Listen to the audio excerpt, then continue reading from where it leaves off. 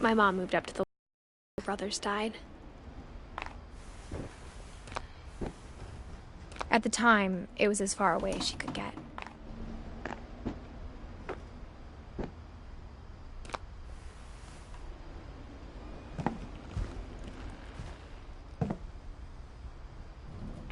My mom moved to India a week after graduation and got a job teaching English.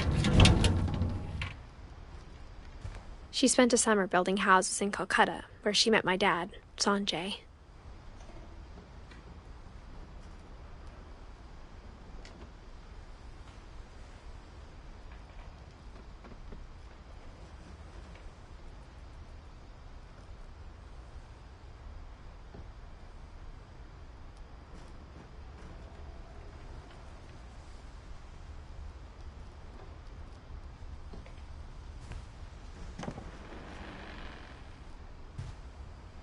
Religion was another thing my mom never talked about, but I think it helped her a lot after her dad died.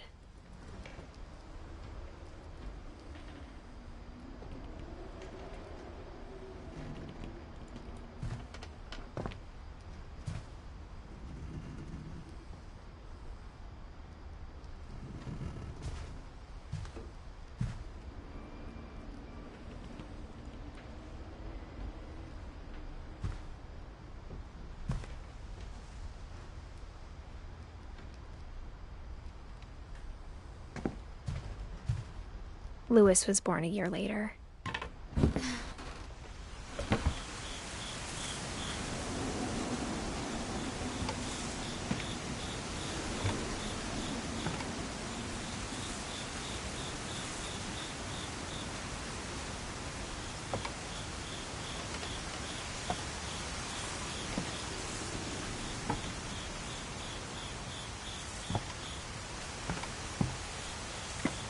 When my dad died, I don't think Mom knew where else to go.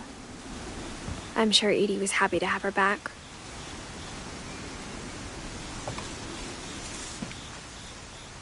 And to see kids in the house again.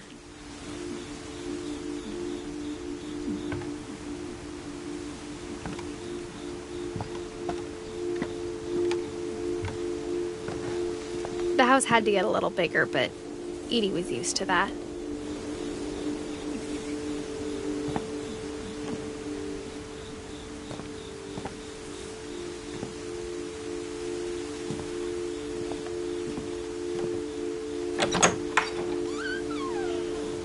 And for a while, things were good.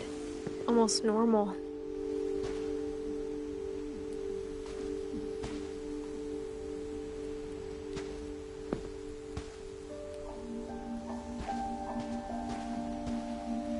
But it didn't last.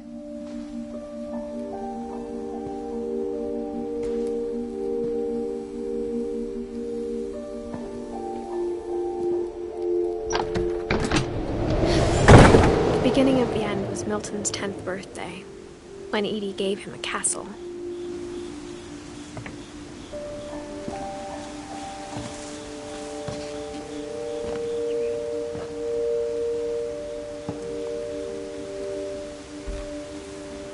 After Milton disappeared, the only thing he left behind was a room full of paintings.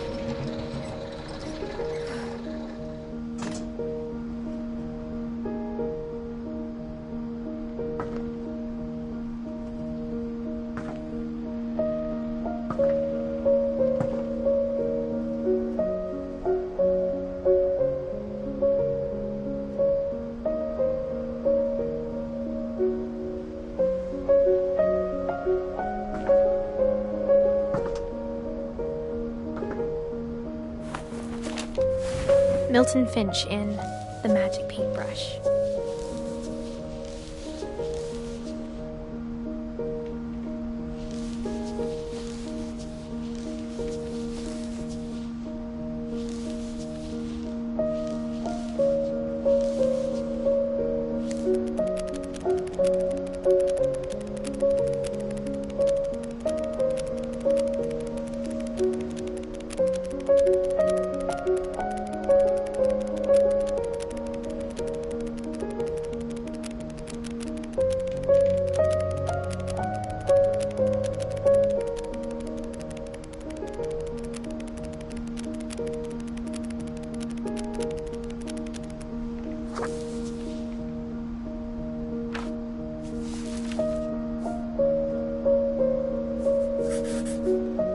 I was 4 when Milton disappeared.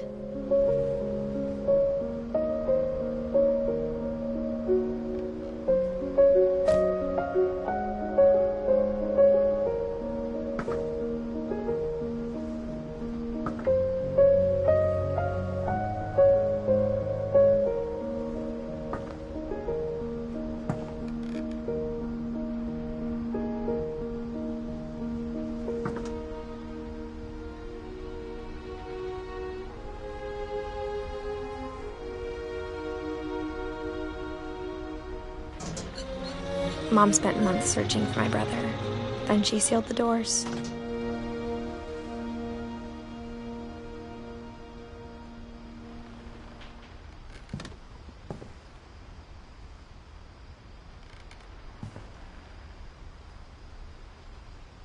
Whatever Milton had found in the house, Mom didn't want it getting out.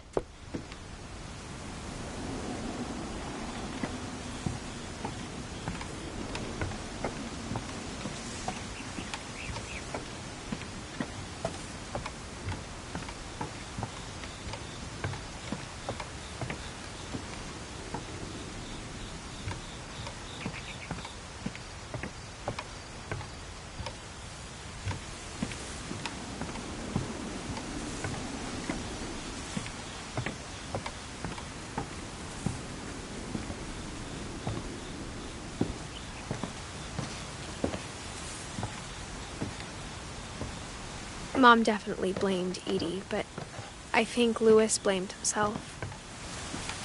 After he graduated, he just spent more and more time in his room, until Mom got him a job at the cannery.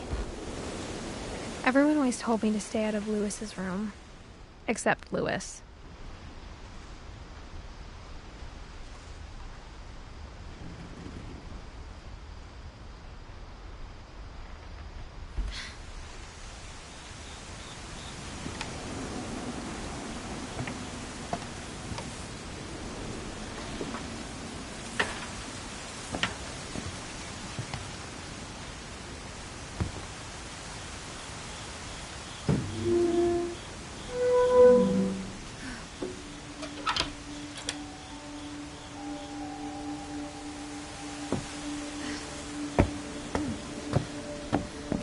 Louis's room smelled very, very familiar.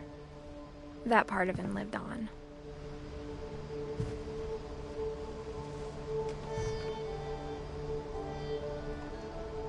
Louis and I spent a lot of time playing games together, but he was surprisingly bad at them. He died a lot.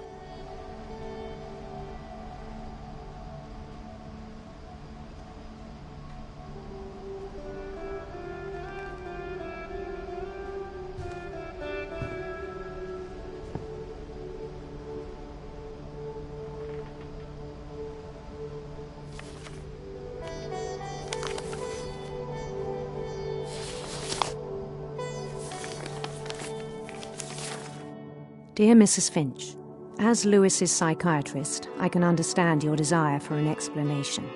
As I see it, the trouble began in January, shortly after we convinced your son to seek treatment for substance abuse. Newly sober, I believe Louis first noticed the monotony of his daily life.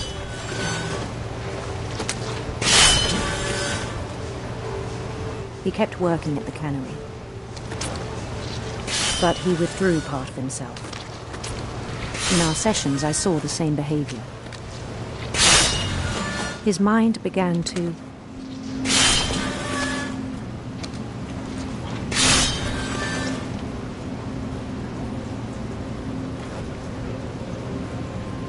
wonder.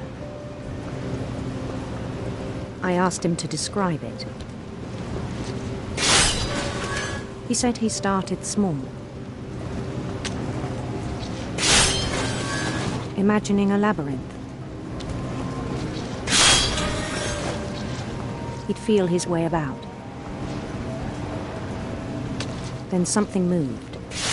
Bats and toads.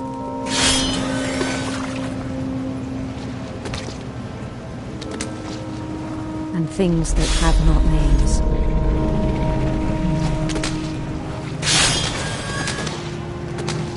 He knew it was all in his head.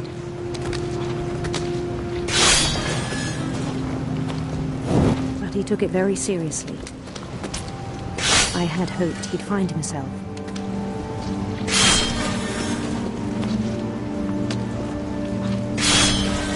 But he found something more.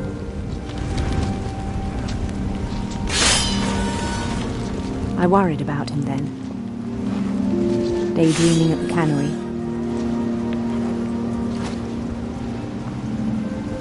I spoke with his boss, but he said Lewis had become a model employee. Methodical, tireless, focused. Like a whole new Lewis.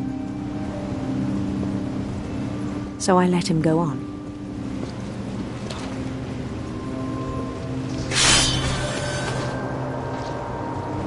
I even encouraged him. It seemed very promising at first.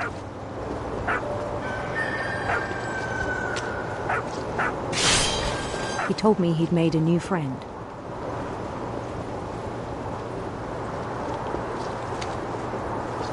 On the edge of a city he named Lewis Topia.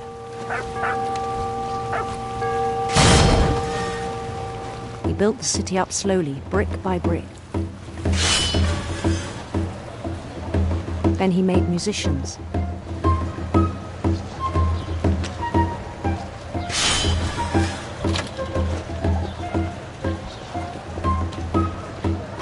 And songs for them to play. He talked about starting a band.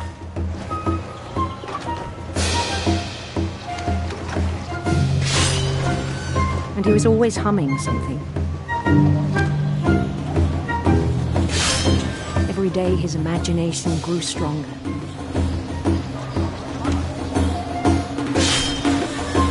He no longer spoke at the cannery. But his chopping was as reliable as ever. Then one day it struck him that all the cheering crowds, even the stones under his feet, were all in his imagination. So he could do whatever he wished.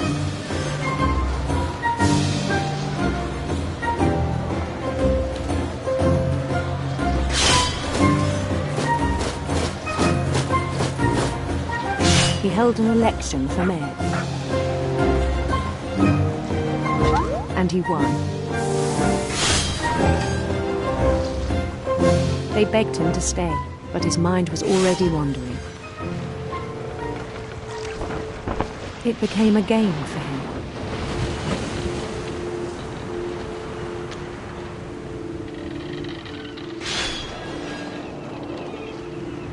He'd conquer a city, then immediately push on. New Louisville.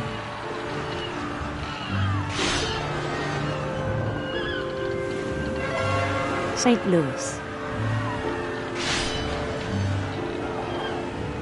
He started drifting away from our reality.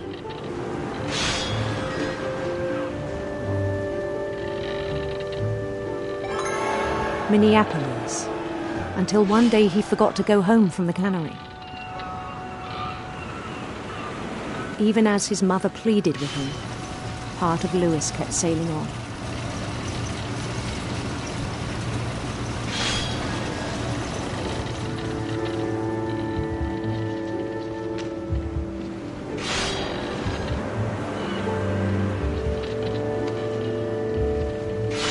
In Louisburg, he heard rumors of a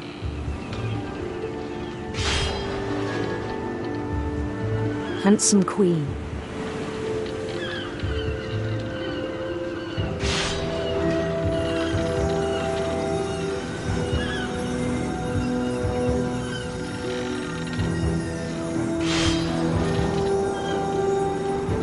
The queen was on her own quest for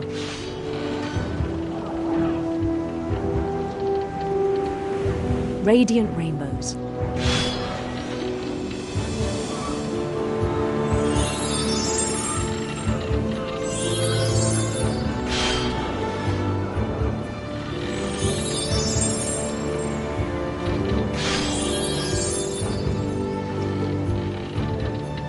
He followed the sound of her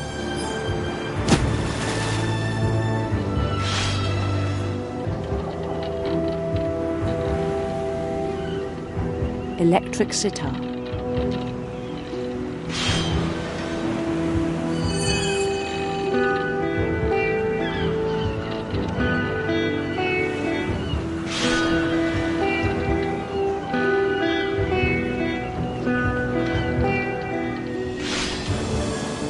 His chase led him to a golden palace east of the sun and west of the moon.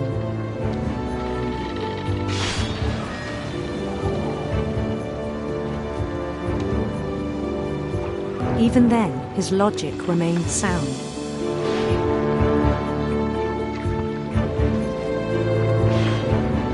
He knew the world was all in his imagination.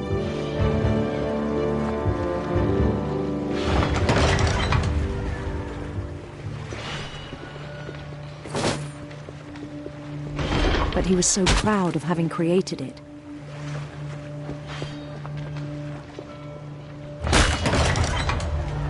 In his own eyes, he'd become something greater than a king.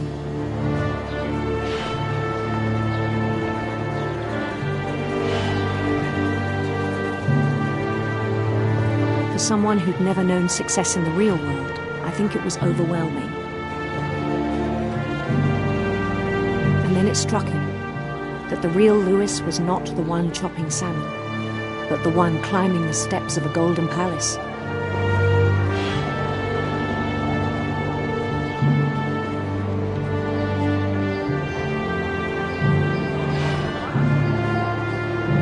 My imagination is as real as my body, he told me. It was hard to argue with him.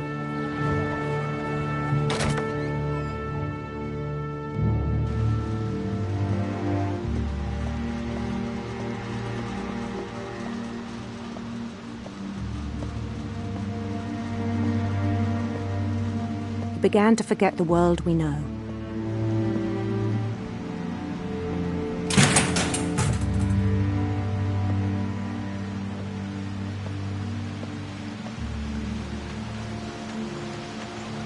I think it pained him to remember Lewis, the cannery worker.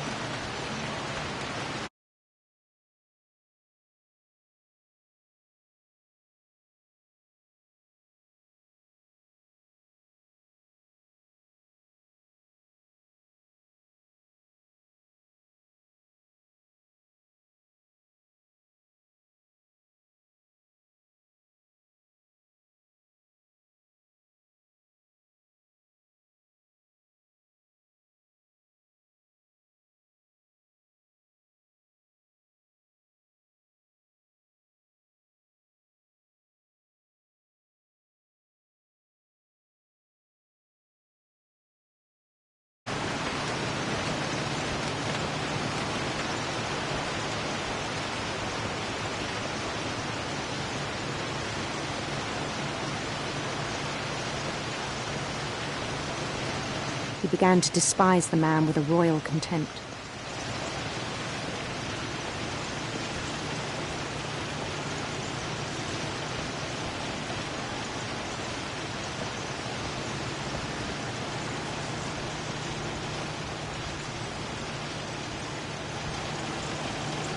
I still thought I could save him.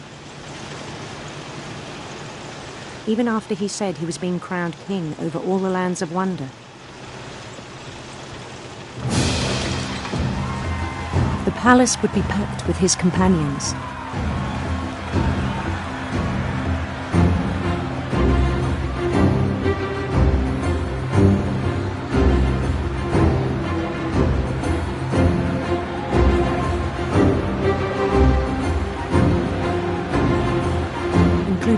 his calico and insisted on inviting me.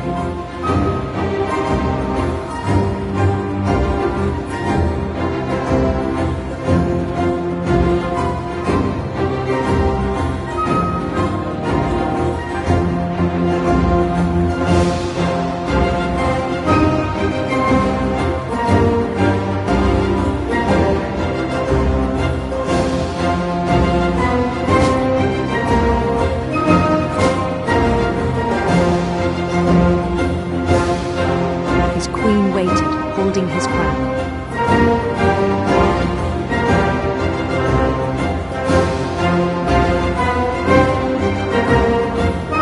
There was only one thing left to do.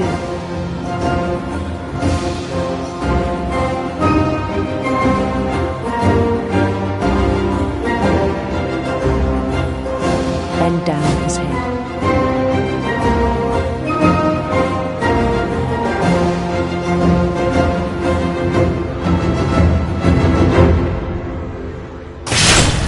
The rest I think you know.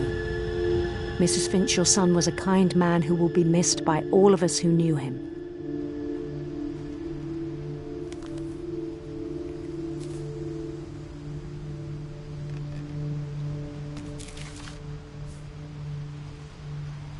My brother was really cool.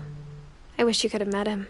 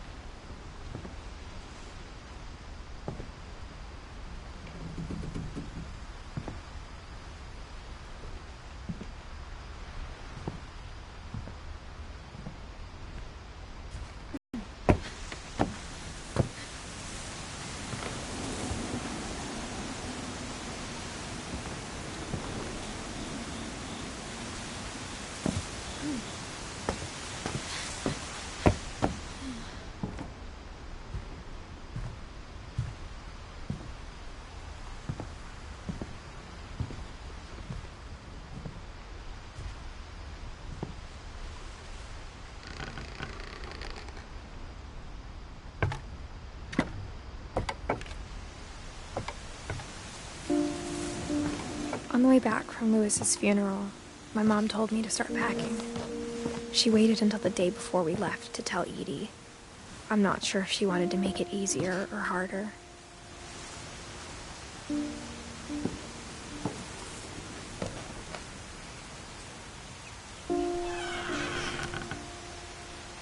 I wish we'd stayed. But I understand why we left.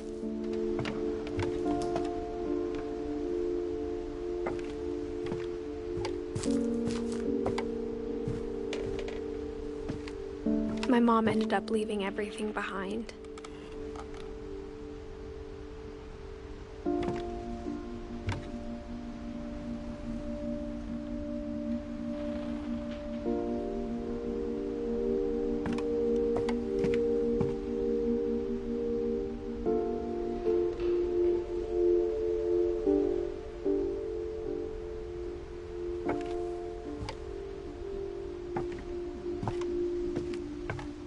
What happened that night had been coming for a long time.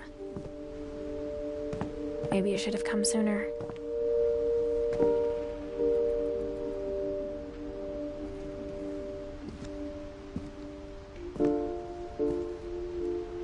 But it had to end one way or another.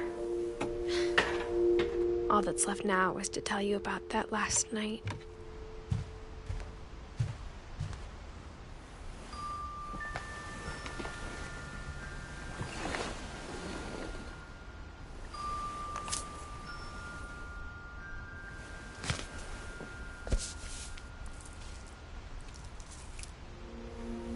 That whole last day, Edie just watched us pack and didn't say a word.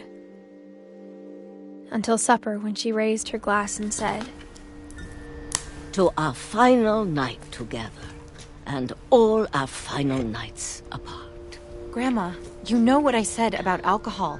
Some of your medications are very Edith, specific. I left a present for you in the hallway. Why don't you go open it? The grown-ups have to argue now. I'm sorry, you're right. We're all leaving tomorrow. Let's just enjoy our last... I'm not leaving. Edith, you're excused.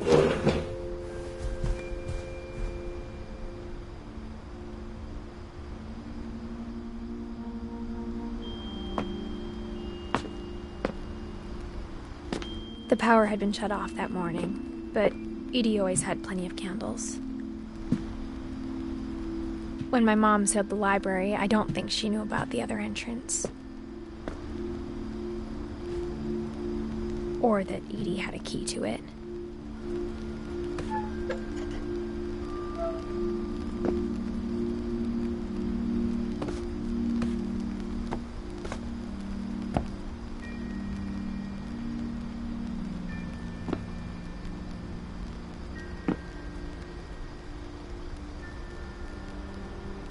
That thing you're afraid of isn't going to end when you leave the house. Edith has a right to know these stories. My children are dead because of your stories. I think it's best if Edith and I leave tonight. In the morning, okay?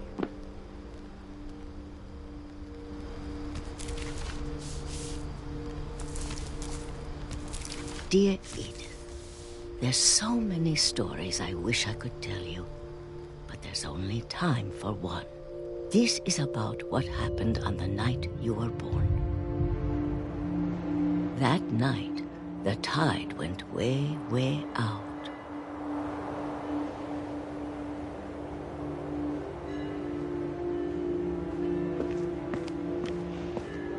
It was the first and last time I ever saw the old house aground. There'd been an earthquake out in the middle of the ocean. They called it the lowest tide in 1,000 years. God, it smelled awful. You know, I've seen that house every day of my life.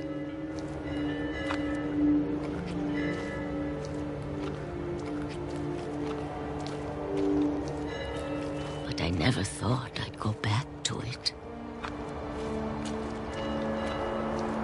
When the fog rolled in, I lost my way.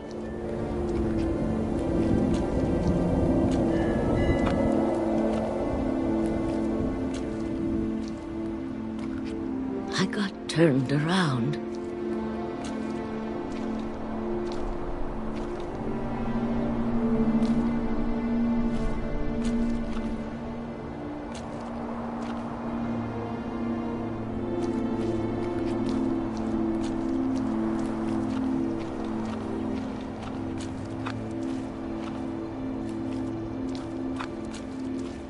For a while, I wandered.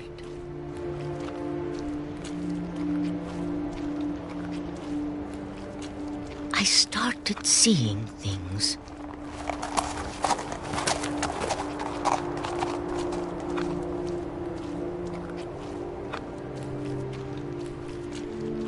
Things I'd forgotten had ever existed.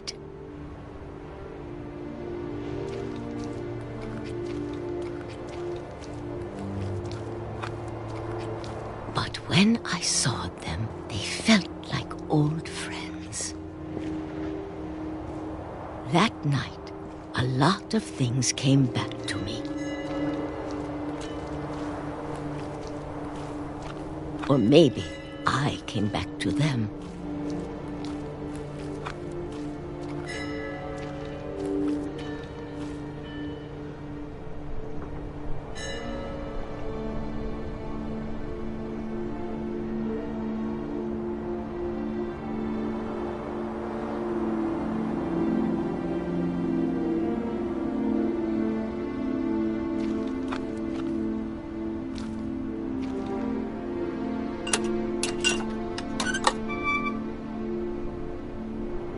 Things I can't explain, but that I need you to try and... Edith, What are you doing in here?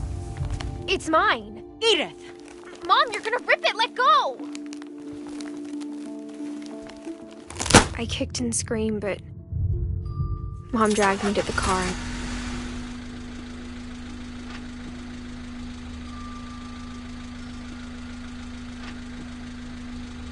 I never saw Great-Grandma Edie again. The next morning, the van came to pick her up, but she was already gone. After that, we moved around a lot.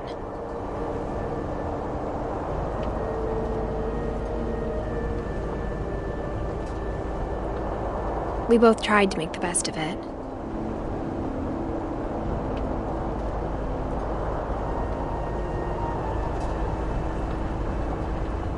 A few years went by.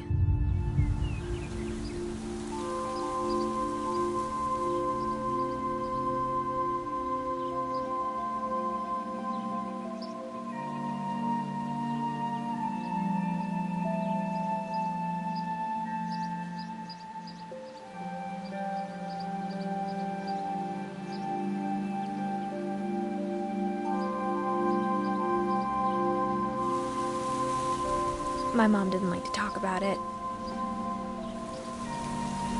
but she started getting sick a lot.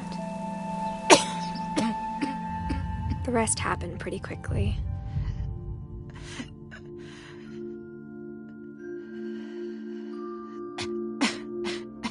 She got better for a while,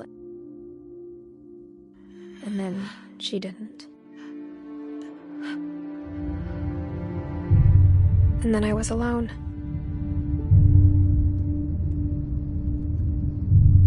The last Finch left alive.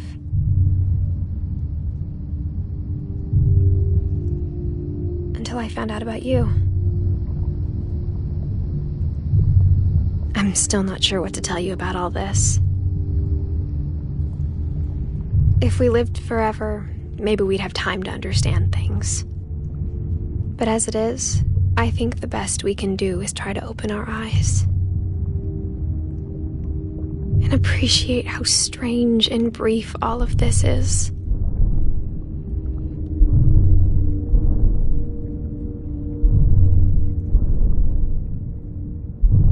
This journal was supposed to be for you. But now I hope you'll never see it. I just want to meet you and tell you all these stories myself. But I guess if you're reading this now, things didn't work out that way.